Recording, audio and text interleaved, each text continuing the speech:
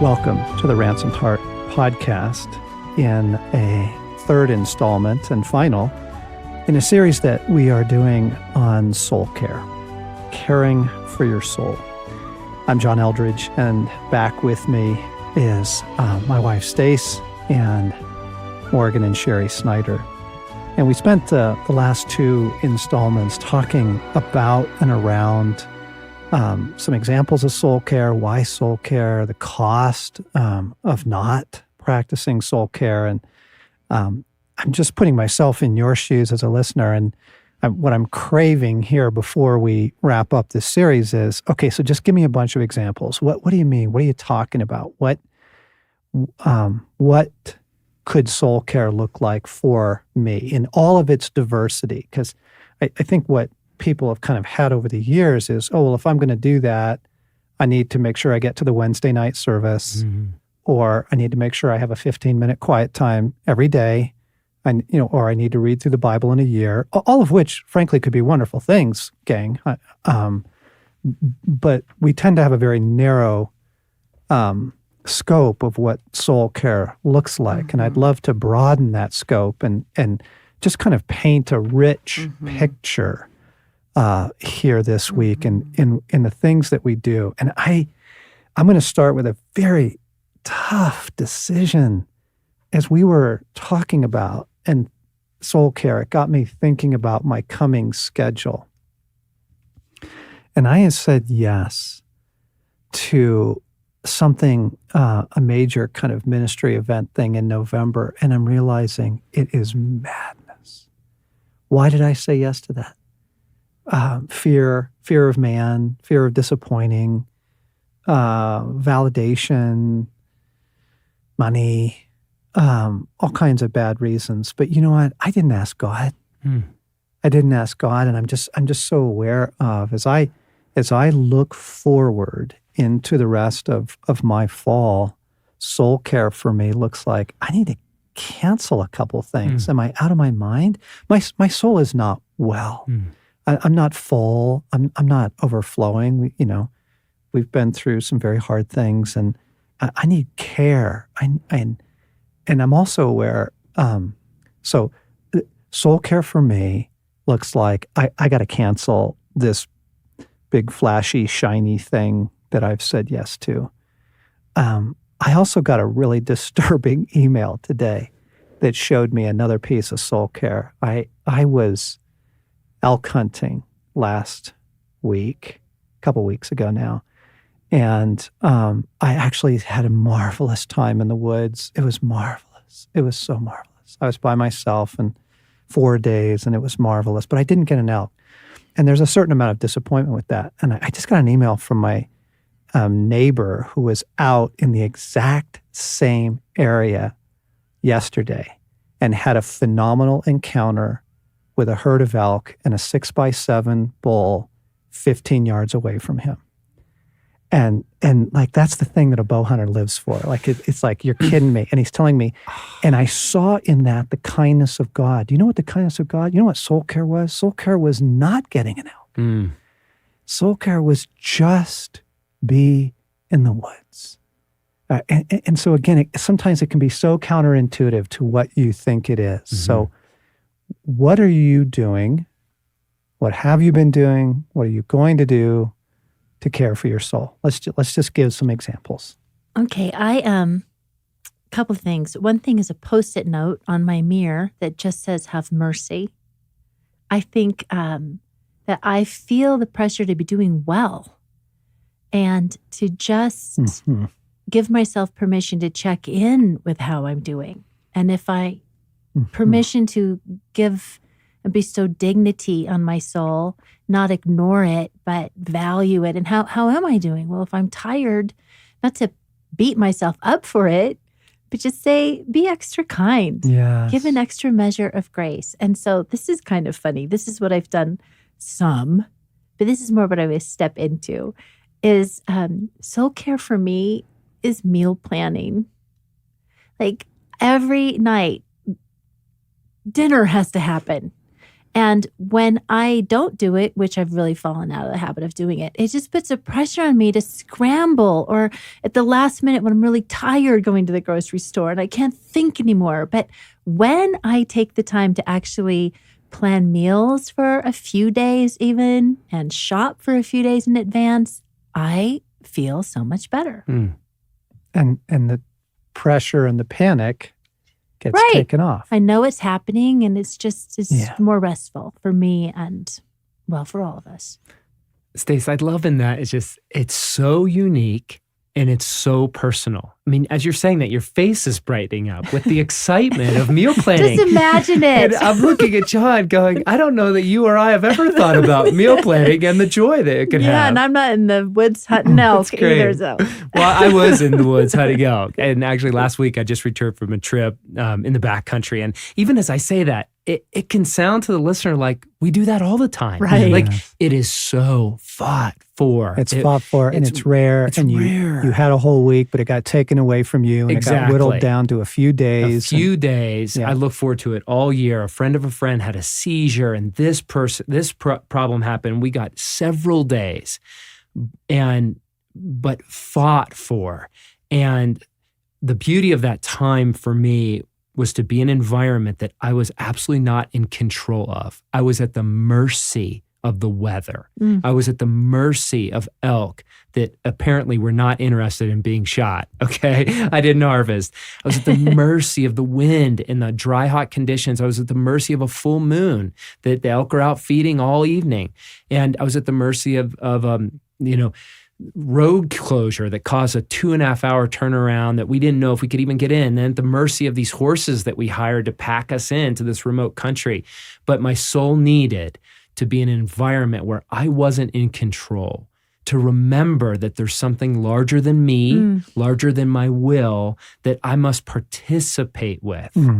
And it was healing. It was reorienting. And another recent example, as you know, we lost Craig recently. And as I asked God, what do I need to do? What does my soul need to do? He said, rip out your front yard and do some landscaping. I don't get to do the manual labor in my world, in my vocation that my soul needs. So it was weeks of late evenings of just working with a shovel, a pickaxe, and a wheelbarrow to build retaining walls and to put in new soil, lay new sod. It was so healing for my soul to get physical and to just have something to focus on that was one project. There's no technology. There's no interruptions. Simple things like engaging in really great books. I just find that my pattern is for every new book I read, I have to read several old, very rich books. I've just been totally digging into Norm Maclean's A River Runs Through It and other great stories. And what I found when I returned to it recently this past week was in the third story, which I love, there's this great tale about horse packers. And he describes that in the days, this is 1919, there was no way to travel the wilderness of the West except for by horse. And he said, as the brain surgeon is to the world of medicine, the horse packer is to the world of the West. He was the man that knew. He was the great craftsman. And there's an artistry to packing a horse and loading with symmetry and keeping the weight properly balanced. And I had just spent time with horses in the backcountry. And so God used it to tend to my soul. Every year I put up firewood in our little suburban house. I make fires on a regular basis just to be in elements. In the fireplace. In the fireplace, right. In our little suburban house, we have a little fireplace. Okay. But I have to make fires and see something real, and to chop wood and feel an axe and a maul in my hands. Share, I'm going to... Sure. Stace, I'm smiling at your story about meal planning because actually I, for the first time in my life, have done a little bit of meal planning. And I have wanted to become the kind of person who could meal plan for about 16 years. So back to that idea of I had to really change the way I've lived. Just to become a more intentional person. But it's just helping me so much. But to the point of soul care, I think there's this theme that I so appreciate about Ransomed Heart from the beginning, again, from my first exposure, is the emphasis on beauty. And the beauty really does reveal God. If we take back to Tozer's idea that the most important thing about us is what we think about God, what we think God is like, and that to believe, to focus, is to make it intentional, to expose myself to beauty, that I might encounter and re-represent God continually to myself more closely as he is in the triune, the beauty of the Trinity. So beauty in every way, beauty in nature. And for me personally, I respond to beautiful words, beautiful language. So finding just books that are where the language is beautiful. I have to put a plug in for Journey of Desire. I just, when my soul needs to be reminded of the beauty of God, of the story we're living in, the language in that book, John, is so beautiful. And the quotes from MacDonald and Hopkins and Yeats, it's just a beautiful book. So to find beautiful language that stirs me. Beauty, beauty, beauty. Yeah. I wrote an article for this fall's And Sons magazine. If you all haven't seen it, you can get there at And Sons magazine online on soul care. And I was talking about, because we've been through such a hard season and because of losing Craig, it actually is a very, very, very instructive season for me because my soul is pretty tender and pretty beat up. And it will tell me very quickly what helps and what hurts, right? And so I made a list and I wanted to read. Helpful, generous amounts of sunshine, gardens, the woods, everything living and green, long walks, lonesome country roads, swimming, beauty, music, water, friendly dogs. I've never understood it when someone says to me, yeah, we're not really dog people. It's like saying, yeah, we're not really joy people.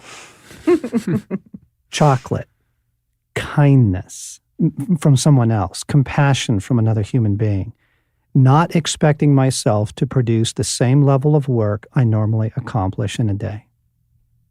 Unhelpful, grocery stores, malls, television, traffic, draining people wanting to talk to me. Friends and family are at this moment wondering which category they fall into. It's really very simple. Draining people are those who live out of touch with their own soul, and thus mine. Airports, the news, especially politics, social media, your typical dose of movie violence. And you just pause and ask yourself, friends, which of those two lists characterizes most of your week? And you begin to see, oh my goodness, like you have to be intentional about soul care. This isn't something that's just going to roll in on a tray for you. You know, it's not just going to happen. Everything in your world is set against it. It's something you choose and fight for. And it's something that as you practice, you get tastes of the redemptive power of it. And the healing and the strengthening of your soul and the deepening of your life with God. You just want more, you know, and then. Yeah, you want more. Okay, I didn't mean to cut you off. I'm just going, yes, I'm drinking it in. And I'm really struck with the things that you said and what Cherie said and Morgan said, that these are tangible things and they're real. They're real things. Yes. Okay, say a little more on that. It's not in front of a screen. You're not. It's not looking at pictures of beauty. It's being out in it. Yes. It's not being in a indoor false air kind of thing, the pressure, or it's not even surface busy conversations. Right. But I think about when you have the pleasure of a conversation of depth with somebody actually wanting to know, somebody you can share your heart with. Oh, wow, that's beautiful soul It's care. so good for the soul. Just real things. Yes. I just want to pause and go, gang, that like I was going to do a whole separate series on what Stasi just said, the loss of the real in our world and the fact that most of what our soul encounters on a day-to-day basis is artificial, from the materials to the substances to the weather in the room is artificially controlled to, on and on, the lighting, that is actually very, very malnourishing to the soul. So we don't have time to go into that right now. There's a fascinating book called The Last Child in the Woods, and he's talking about the massive need of the real for the soul. And so all the things we've been describing from, yard work, to beauty, to music, to stuff. We're talking about real things, the things that your soul can actually engage with. Your dog, if he makes you happy, there is so much more we could say. And so we probably will. We probably will come back later in the winter with another installment on soul care. But I'm just hoping that these conversations have been enough to stir and stimulate and provoke longing and desire and affirmation for the things you are doing. And you didn't even know it was soul care. But let me end with this thought. Jesus Christ is the shepherd and the guardian of your soul. Ask him. Just ask him and be open to the counterintuitive. We're going to not take our phones into our bedroom ever. Beware, just be open to the counterintuitive. I need to cancel this engagement. Be open to the counterintuitive. Let Jesus guide you. Just ask him, Lord, show me those couple things you have for me right now. What does soul care look like for me this weekend? What does soul care look like for me this month? And what does soul care look like for me this fall? As always, want to invite you to come and drink deeply. We have a well of things for your soul at ransomedheart.com on our website. If it's been a while since you've been on Ransomed Heart TV, there are phenomenal videos on there, teaching sessions and things for your soul that we provide on a weekly basis. Hope you'll join us there. You've been listening to the Ransomed Heart podcast with Stasi and John Eldridge, Cherie, and Morgan Snyder.